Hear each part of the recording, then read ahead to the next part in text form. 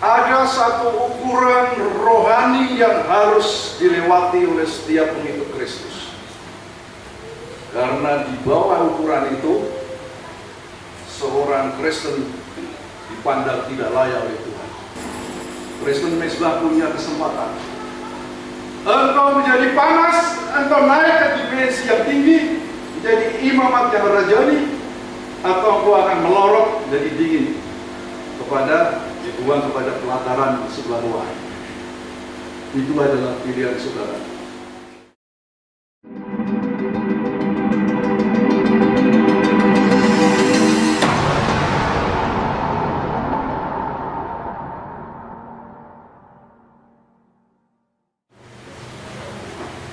Lukas 7:28, aku berkata kepadamu, di antara mereka yang dilahirkan oleh perempuan, tidak ada seorang pun yang lebih besar daripada Yohanes.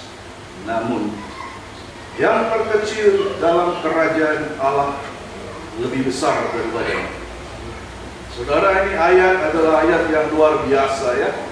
Mengandung kontradiksi dan mengandung sesuatu misteri yang sulit untuk dipecahkan kalau kita tidak mengamati apa yang Tuhan rancang dari awal sampai dengan Tuhan Yesus datang yang pertama kali.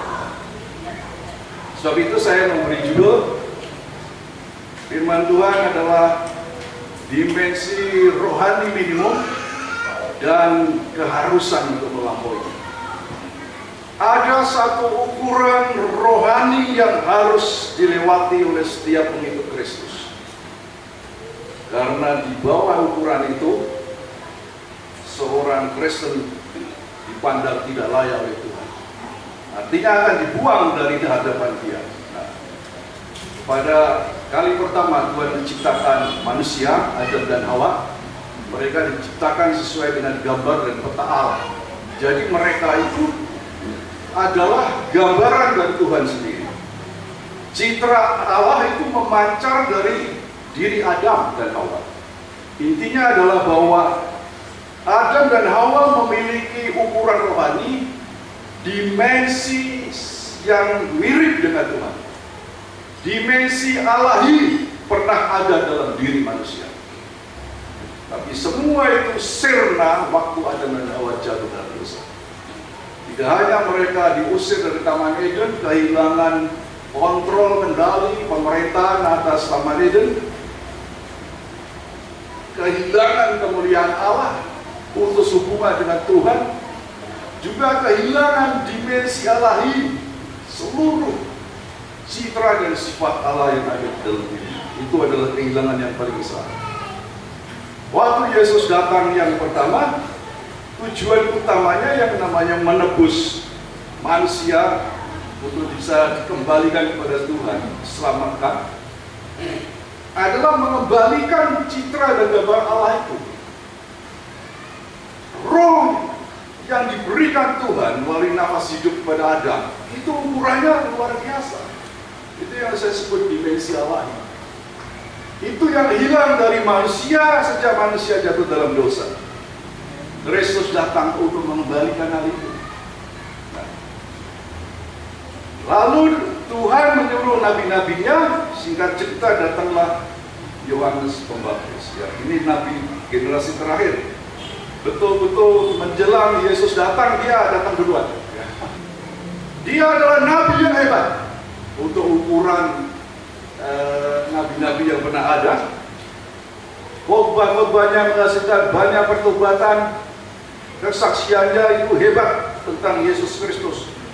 Waktu Yesus datang dari seberang sungai Yordan menuju ke dia berkata, lihat inilah anak domba Allah yang akan mengangkut dosa isi dunia. Lalu waktu Yesus minta dibaptis, dia bilang, aku tidak layak. Seharusnya engkau yang membaptis aku. Karena menguraikan tali kasutnya pun aku tidak layak. Kemudian juga Yohanes Pembaptis adalah orang pertama yang memperkenalkan baptisan. Baptisan dia adalah tanda pertobatan. Dan itu dipakai oleh Tuhan untuk menjadi tanda, ukuran bahwa seorang itu sudah percaya Yesus dan mengikut Yesus Kristus. Baptisan air harus dilakukan. Nah, Yohanes itu adalah hamba yang mempersiapkan jalan bagi Sang Mesias. Jadi luar biasa, tidak heran Tuhan Yesus berkata, dari semua orang yang dilahirkan seorang perempuan, tidak ada yang lebih besar dari Yohanes Pembaptis. Tapi disinilah kontradiksinya. Yang paling kecil di kerajaan Allah di sorga masih lebih besar daripada Yohanes Pembaptis.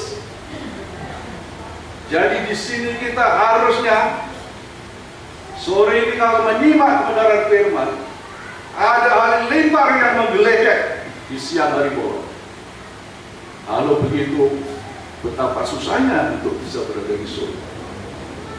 Sekalipun kita sudah percaya pada Yesus, Yohanes Pembaptis adalah golongan dari para nabi yang percaya Yesus.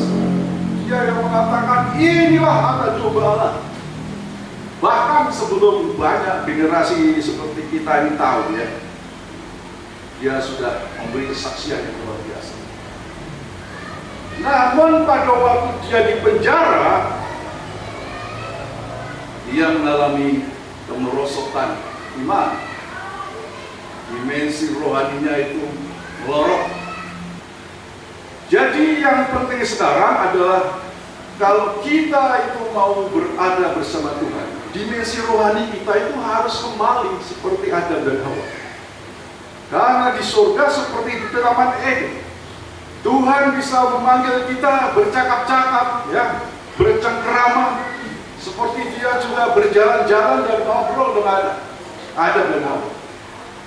Dimensi Allahinya harus kembali lagi supaya kita bisa layak di surga. Tanpa dimensi Allahi itu, kita tidak bisa untuk berada dekat Allah. Saya ingin masuk kepada tahap berikutnya, yaitu ada dua kejadian yang penting yang mengukuhkan hal itu. Yang pertama adalah mimpi Yakub waktu dia berada di tempat yang nantinya dia beri nama Betel. Dia mimpi ada tangga dari bumi terus menuju langit, dan tangga itu menembus terus, dia tahu ujungnya. Kita tahu ujungnya itu adalah tempat Tuhan berada. Nah, lalu malaikat-malaikat turun naik di tangga itu. Malaikat ini berarti punya dimensi rohani yang tinggi. Tuhan dimensinya tidak terbatas, tidak ada yang bisa mengetahui, ya, karena Dia adalah Alfa dan Omega. Lalu kejadian kedua, Tuhan turun sampai di puncak Sinai, di mana itu zaman Musa, zaman orang Israel sedang menuju keluar dari Mesir menuju ke tanah perjanjian. Disitulah Tuhan datang mendapatkan mereka. Sama, Tuhan hanya berada di atas puncak Sinai, tidak bisa turun terlalu ke bawah, karena orang Israel ada di bawah. Dan dia tahu, sebab itu dia perintahkan ke Musa supaya membuat garis di lereng gunung, lereng bukit yang terakhir. Garis itu jangan dilanggar, karena kalau ada orang Israel melanggar, dia akan mati. Lalu Tuhan juga menyuruh Musa untuk menetapkan, ya, Tuhan sendiri yang menetapkan bahwa para imam juga jangan naik terlalu tinggi. Boleh dia naik ke lereng gunung, tapi jangan sampai ke puncak. Ada satu jarak dari puncak. Itu daerahnya Maha Kudus Tuhan. Dan hanya dua orang, Musa dan Harun, diizinkan untuk sampai ke puncak. Orang tidak bisa untuk mendekat ke Tuhan, karena mereka akan mati karena dosa-dosanya. Kalau kita bandingkan dengan penglihatan Yakub, kita melihat bahwa antara Tuhan dengan orang Israel sekarang ada manusia-manusia yang sepertinya menduduki posisi seperti malaikat. Yakub hanya melihat malaikat antara Tuhan dan dirinya turun naik di tangga. Tapi di puncak Sinai Tuhan menunjukkan ada manusia, jumlahnya mungkin tidak banyak, para imam dan Musa dan Harun berada di antara Tuhan dan umat Israel. Artinya Musa dan Harun itu adalah manusia yang berdimensi rohani sangat tinggi. Para imam dimensinya lebih rendah, tapi sudah dihitung sebagai yang berdimensi tinggi. Hanya mereka yang boleh. Karena itu sesuai dengan firman Tuhan sebelumnya yang kita bisa baca di dalam Keluaran pasal 19 ayat 45, bahwa Tuhan ingin menjadikan orang Israel itu menjadi imam-imam, menjadi harta kesayangannya. Firman-Nya adalah, kalau engkau sungguh-sungguh mendengar firman-Ku, memegangnya, melakukannya, maka Aku akan menjadikan engkau sebagai harta kesayanganku sendiri di antara bangsa-bangsa, karena Akulah yang punya seluruh dunia. Dan kamu akan jadi kerajaan imam bagiku dan bangsa yang kudus. Itulah semua firman yang Musa katakan kepada orang Israel.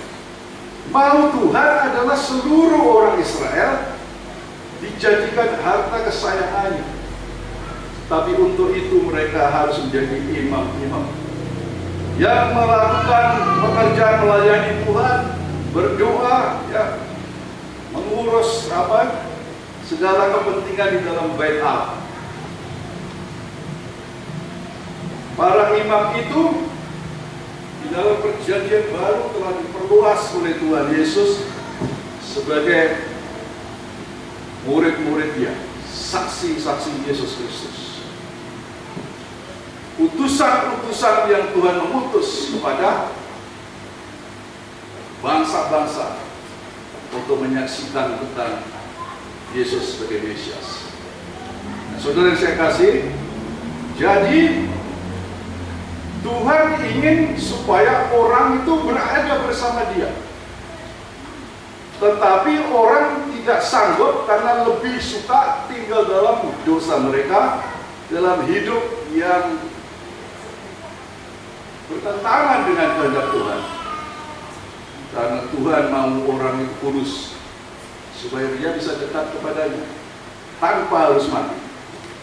Nah, di dalam Keluaran pasal 20, saudara bisa baca nanti, salah satu nasnya itu berkata, ayatnya, bahwa orang Israel berkata kepada Musa demikian, Musa, engkau sajalah yang bicara sama Tuhan. Kami akan mendengarkan kau. Tapi jangan Allah bicara dengan kami, nanti kami mati. Jadi mereka sendiri sudah mengakui, takut bahwa kalau menjadi imam Tuhan, mereka akan mati. Jadi di sini ada satu titik yang putus, ada satu gap di mana Tuhan menginginkan seluruh orang Israel menjadi harta kesayangannya, ada bersama Dia di surga. Tetapi di satu sisi orang Israel tidak sanggup untuk menjadi imam bagi Tuhan, tidak sanggup menjadi harta kesayangan Tuhan. Itu sama saja bilang tidak sanggup bersama Tuhan di surga. Apakah orang Kristen zaman sekarang yang semua tentu ingin masuk surga? Karena untuk itulah kita jadi Kristen. Kita berada di gereja, kita berbakti tiap minggu. Tapi apakah persoalannya kita juga sanggup untuk menjalani hidup yang imamat kerajaan? Karena Tuhan tidak pernah berubah firman-Nya. Dalam 1 Petrus 2 ayat 9, Petrus menegaskan kembali hal itu. Kamu adalah bangsa yang terpilih, imamat yang rajani, bangsa yang kudus, yang sudah dipanggil oleh Tuhan untuk memberitakan dari gelap menuju terang, untuk memberitakan perbuatan-perbuatan Dia yang besar. Di situ Rasul Petrus mengaitkan syarat untuk menjadi imamat rajani dengan memberitakan perbuatan besar dari Tuhan, memberitakan penyelamatan Tuhan melalui Mesias Yesus Kristus, memberitakan segala kehendak Tuhan bagi mereka yang ingin bersama Tuhan di surga. Itu kita dipanggil untuk itu. Kalau kita tidak melaksanakan panggilan Tuhan itu, yang sekarang kita kenal sebagai amanat agung Yesus Kristus, ini adalah sesuatu syarat yang bisa membuat kita layak untuk menjadi imamat yang rajani, bangsa yang kudus, harta kesayangan Tuhan. Satu itu di dalam Matius pasal 28 ayat 19 dan 20, dalam Kisah Rasul pasal 1 ayat 7 dan 8, kalau Roh Kudus turun ke atasmu, kamu akan menerima kuasa dan kamu menjadi saksiku di Yerusalem dan di Yudea dan Samaria dan ujung bumi.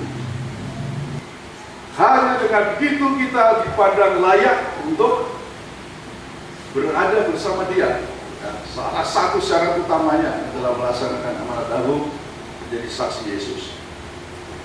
Pekerjaan nabi-nabi besar adalah juga memberi kesaksian tentang Mesias, ya, termasuk Yohanes Pembaptis. Lalu setelah Yesus, rasul-rasulnya meneruskan hingga pada generasi kita sekarang. Nah, Yohanes Pembaptis sudah dibilang oleh Tuhan Yesus sebagai yang paling kecil di surga, itu masih lebih besar dari Yohanes Pembaptis. Waktu dia di penjara, karena waktu di penjara itu dimensi rohaninya merosot, ya. Merosot, sebab itulah dia yang begitu hebat kesaksiannya, yang pertama kali menyaksikan inilah Yesus anak domba Allah, Mesias yang akan datang. Dia juga kemudian mengirim 2 orang utusan muridnya untuk bertanya kepada Yesus, apakah benar engkau adalah Mesias yang kami tunggu-tunggu, ataukah kami harus menunggu orang lain? Ya. Jadi Yohanes mengalami satu kemerosotan dimensi roh yang begitu besar. Mungkin akibat dia terlalu lama di penjara. Mungkin. Jadi sejak zaman Tuhan Yesus itulah kita bisa tahu bahwa ada dimensi minimum untuk siapapun yang ingin bersama Tuhan di surga. Tidak semua orang Kristen bisa. Hanya yang bisa melewati dimensi minimum itu yang bisa. Karena kita harus lebih tinggi daripada dimensi Yohanes Pembaptis waktu dia di penjara itu. Kalau kita lihat mimpi Yakub, Tuhan menggambarkan hubungan antara manusia di bumi dengan dirinya itu melalui tangga. Ya, dan Tuhan Yesus kemudian dalam Yohanes 1 ayat 51, waktu dia memanggil Natanael, dia bilang ke Natanael, kamu akan melihat langit terbuka, dan kamu akan melihat malaikat-malaikat Allah turun naik pada anak manusia. Jadi sebetulnya sama dengan yang dilihat Yakub, tetapi tangga Allah itu sudah diganti oleh dirinya sendiri, Yesus Kristus. Yesus Kristus itulah Tuhan yang menjadi tangga Allah, penghubung manusia sama dengan Tuhan, dengan Allah. Dan tidak seorang pun bisa sampai kepada Bapa kecuali melalui melalui Yesus Kristus. Itu kita sudah sangat paham, dan Yohanes pasal 14 ayat yang ke-6, bahwa akulah jalan dan kebenaran dan hidup, tidak seorang sampai kepada Bapa kecuali melalui aku. Namun saat ini kita melihat ada sesuatu yang baru. Sesuatu itu adalah banyaknya anak tangga sebelum orang bisa sampai kepada kedekat Bapa. Itulah di mana malaikat itu turun naik. Itulah yang disebut dimensi rohani. Dimensi rohani itu terbagi dua. Dibagi oleh dimensi rohaninya Yohanes Pembaptis. Yang sebelah atas namanya dimensi rohani tinggi, sebelah bawah dimensi rohani yang rendah. Dimensi rohani yang tinggi adalah mereka yang sudah hidup dalam imamat yang rajani, bangsa yang kudus, umat pilihan Allah, harta kesayangan Tuhan. Mereka lah yang akan dibawa ke surga. Karena dimensi rohaninya tinggi, lebih tinggi dari Yohanes Pembaptis. Karena dimensi rohani menggambarkan kedekatan dengan Allah Bapa. Dimensi rohani menggambarkan citra Tuhan, gambar Tuhan yang sudah direstorasi dalam diri manusia. Dia menggambarkan keserupaan dengan Kristus. Jadi barang siapa tidak serupa dengan Kristus, dia berisiko besar untuk dibuang dan dipandang tidak layak di surga. Sebab itu yang utama dalam menjadi orang Kristen adalah mengejar apa yang sudah Tuhan tetapkan. Kita harus secara rohani, dimensi roh kita itu melampaui Yohanes Pembaptis waktu dia lagi don-donnya itu. Saudara yang saya kasih, jadi kita sudah melihat ada dimensi yang rendah, ada dimensi yang tinggi. Dimensi yang tinggi, Musa misalnya, Harun, para imam pada zaman itu, kan? Mereka adalah harta kesayangan Allah. Setelah zaman Tuhan Yesus, dimensi yang tinggi misalnya murid-murid Yesus setelah Tuhan Yesus kembali ke surga. Karena pada waktu itulah mereka sudah diutus ke bangsa-bangsa. Mereka dipenuhi dengan Roh Kudus. Pada awalnya waktu mereka direkrut, mereka tidak lebih juga dari murid yang baru belajar. Hamba. Kepada hamba memang hanya diberi tugas, disuruh-suruh. Bahkan Tuhan Yesus secara tegas menyerahkan, tidak ada penghargaan dan terima kasih khusus kepada para hamba. Lukas 17 ayat 10, bahwa kalau kamu sebagai hamba sudah mengerjakan tugasmu selesai dengan baik, kamu harus berkata kepada dirimu, kami hanyalah hamba-hamba yang tidak berguna, dan kami hanya mengerjakan apa yang harus kami kerjakan. Di situ kita melihat satu siratan, satu apa? Dengan merah, satu yang tersirat, ya, bahwa orang bisa tidak mendapat penghargaan dan seolah-olah tidak ada terima kasih bahkan dari Tuhan. Karena ya begitulah hamba, itu firman Tuhan. Tetapi kalau seorang hamba bekerja setia, tahan di dalam segala yang dia harus kerjakan sampai satu saat, sebagaimana di dalam Lukas pasal 12 ayat 37-38. Lalu Tuhan Yesus berkata, berbahagialah hamba-hamba yang berjaga-jaga, yang pada saat tuannya datang dia membuka pintu bagi tuannya. Karena setelah itu tuan itu akan menyuruhnya duduk di meja makan si tuan rumah. Tuan itu akan mengikat pinggangnya dan melayani hamba-hambanya itu makan, ya, di mejanya. Itu menggambarkan hamba yang sudah ditingkatkan posisi. Tidak lagi hamba tetapi sudah menjadi seperti sahabat, teman. Sebagaimana tuan rumah mungkin sering menerima sahabatnya di rumahnya, bagaimana dipersilakan makan, duduk di meja makannya, bagaimana juga dilayani oleh sang tuan. Ada dimensi rohani yang harus dilalui. Tanpa kita melalui dimensi-dimensi rohani itu, tanpa naik dimensi, kita menjadi bagian yang sudah pasti akan dibuat. Lalu Tuhan Yesus berkata dalam Yohanes pasal 15 ayat 15, kamu adalah sahabatku.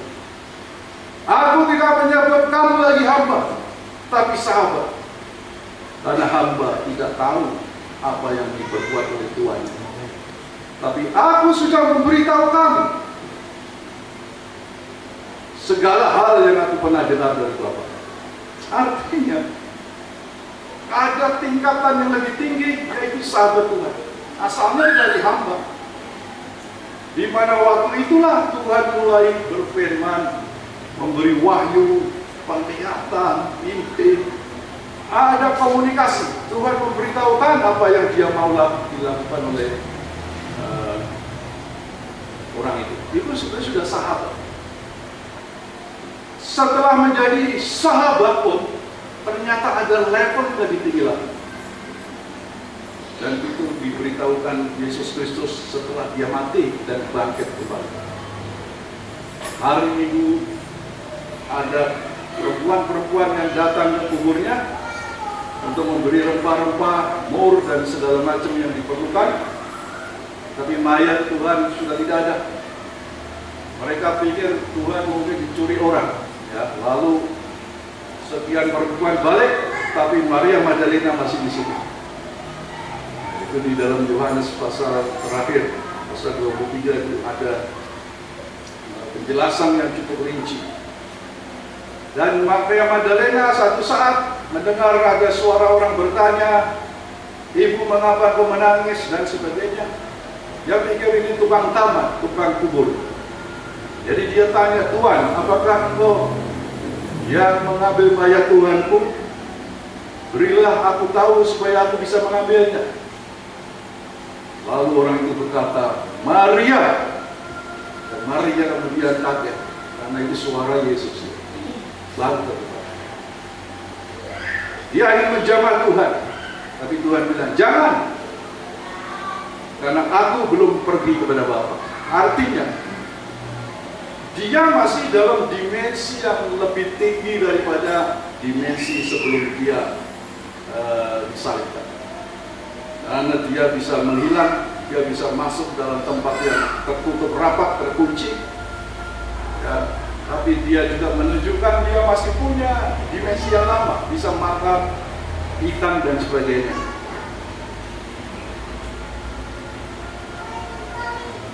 Yesus berkata kepada Maria Magdalena, sebaliknya kamu pergi kepada saudara-saudaraku dan beritahukan kepada mereka bahwa aku sedang pergi, sedang naik kepada Bapa, Bapakku dan Bapamu, dan kepada Allahku dan Allah. Murid-murid Yesus termasuk Maria Magdalena tidak disebut lagi sebagai sahabat. Dia bilang saudara-saudara, lebih tinggi lagi. Artinya bahwa orang Kristen harus mencari naik dimensi sampai ke dimensi itu kalau bisa, ya. Karena itulah dimensi rohani tinggi. Itulah harta kesayangan Tuhan. Siapa yang tidak bilang kalau menjadi saudara Yesus Kristus itu bukan harta kesayangan Allah Bapa? Menjadi sahabat Kristus itu adalah kesayangan Allah Bapa. Kalau menjadi hamba belum tentu, karena ada hamba yang diterima ke dalam perjamuan Sang Tuhan. Ada hamba yang ditolak dan disuruh pergi ke dalam kegelapan kepada tertarik. Satu contoh adalah hamba yang terima 5 talenta, bekerja dengan baik, kembalikan kepada Sang Tuhan 10 talenta, masuk pada surga. Ada yang dikasih 2 talenta, bekerja dengan baik, dikembalikan 4 talenta, masuk ke surga. Yang dikasih 1 talenta, dia tidak kerja, ditanam. Dikembalikan pada sang tuan. Dia pikir dia tidak mencuri. Dapat 1, kembali 1. Sang tuan marah karena tidak ada hasil. Lalu hamba itu dibilang, kamu hamba yang malas dan jahat. Pergilah ke dalam kegelapan dan ketakutan. Saudara, kalau kita ini masih dalam status hamba, murid-murid Tuhan yang masih belajar itu belum lulus, hamba yang belum dituankan karena sudah menunaikan tugas dan tuannya puas, lalu dia masih berjaga-jaga, hamba itu bisa ditolak oleh Tuhan. Sebab itu yang paling baik adalah harus meningkat, naik dimensi rohani, minimal sampai diakui oleh Tuhan. Kamu adalah sahabat Yesus Kristus. Saudara yang saya kasih, jadi kita kembali bagaimana kita itu bisa berada bersama Tuhan di surga. Kita harus naik dimensi, melampaui dimensi minimum, dimensi Yohanes Pembaptis waktu dikejar. Karena sangat penting, jangan seorang pun membodohi diri atau dibodohi oleh siapapun bahwa dengan kita hadir di gereja akan menjamin saudara masuk surga. Bukan itu ukurannya. Ukurannya adalah dimensi rohani kita itu dimensi yang tinggi, melewati batasnya dimensi rohani Yohanes Pembaptis, menjadi harta kesayangan Tuhan, menjadi umat yang imamat rajani, bangsa yang kudus yang memberitakan perbuatan besar dari Dia yang telah memanggil kita dari kegelapan menuju terangnya yang ajaib. Adalah bahwa kita itu harus hidup sampai dengan citra Allah itu muncul dalam diri kita. Jadi yang terakhir adalah mengenai bahwa di mana itu letak dimensi minimum dari Yohanes Pembaptis. Dalam pemandangan Gunung Sinai, kita hanya melihat batas antara Musa, imam, dan orang Israel. Dan itu dipakai oleh Tuhan pada waktu Musa membangun kemah suci, kemudian oleh Salomo dibangunlah bait Allah yang pertama. Ada ruang maha kudus. Ruang kudus, di luar daripada itu ada mezbah di pelataran, tapi sebelah dalam. Kemudian di luar mezbah itu ada lagi pelataran yang sebelah luar. Ya, saudara, jadi kita bisa lihat harta kesayangan Tuhan itu tempatnya adalah di dalam bait Allah itu. Apakah ini berlaku sampai dengan Tuhan Yesus datang? Iya. Dan Yesus Kristus memberikan penglihatan kepada Yohanes di Patmos, Wahyu 11 ayat 2.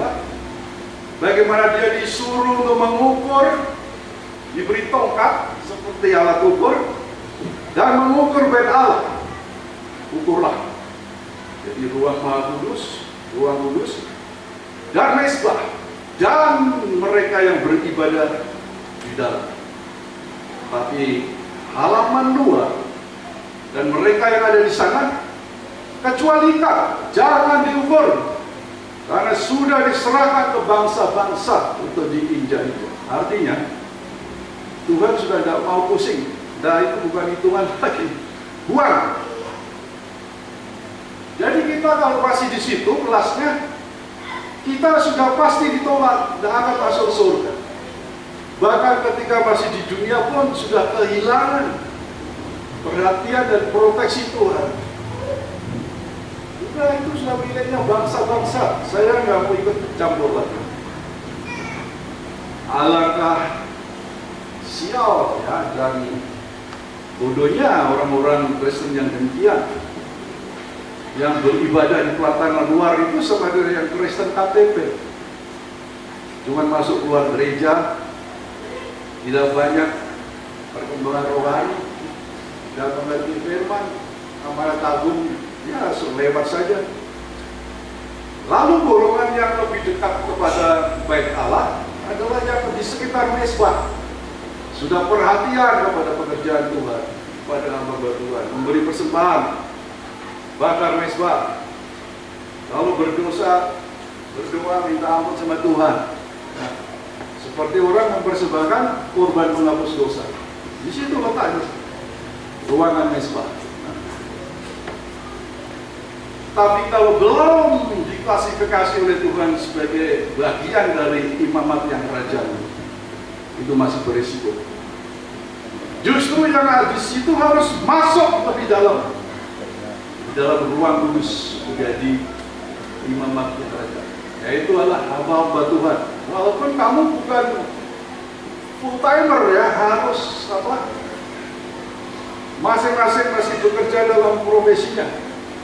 Tapi selalu kita harus mengadakan waktu untuk Tuhan, berdoa dan segala macam, melaksanakan amanat agung.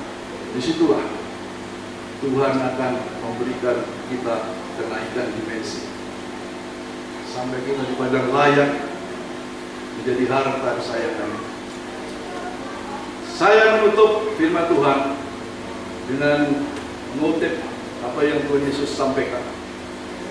Jadi Kristen mezbah itu yang masih di luar bait Allah, dimensinya lebih rendah dari dimensi mereka yang ada di ruang kudus.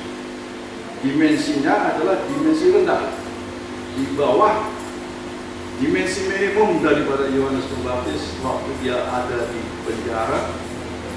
Kristen mezbah itu adalah Kristen yang Tuhan Yesus bilang suam-suam putih. Mungkin sudah pelayanan, sudah memberi korban, tapi hatinya belum sepenuhnya hidup untuk Tuhan. Masih suka juga berbuat dosa dan sebagainya, sehingga dia dirasakan Tuhan tidak panas tapi juga tidak dingin. Tuhan bilang di dalam Wahyu pasal 3 ayat 15 dan 16, aku tahu segala pekerjaan, engkau tidak panas dan tidak dingin, engkau suam-suam kukuh. Jadi karena engkau suam-suam kukuh, tidak panas atau dingin, aku akan memuntahkan engkau dari mulutku. Kristen mezbah punya kesempatan. Engkau menjadi panas, engkau naik ke dimensi yang tinggi, menjadi imamat yang rajani, atau engkau akan melorot jadi dingin dibuang kepada pelataran sebelah bawah. Itu adalah pilihan saudara. Sampai kapan Yesus segala beban hidupmu, Dia hanya